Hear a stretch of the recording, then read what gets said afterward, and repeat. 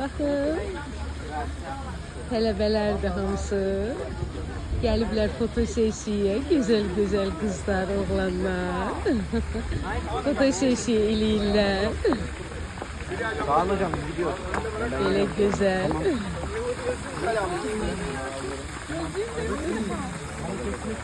Müəllimələridir yəqin. Ben neye poz veriyorum? Osman, bence siz etrafa bakabilirsiniz. Şöyle mi bakıyoruz? Olur hocam, siz şöyle yukarı doğru bakın.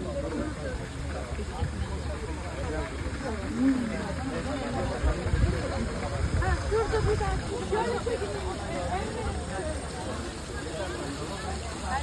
Bütün tələbələri, məzunları hamını təbrik edirəm. Uğurlu olsun.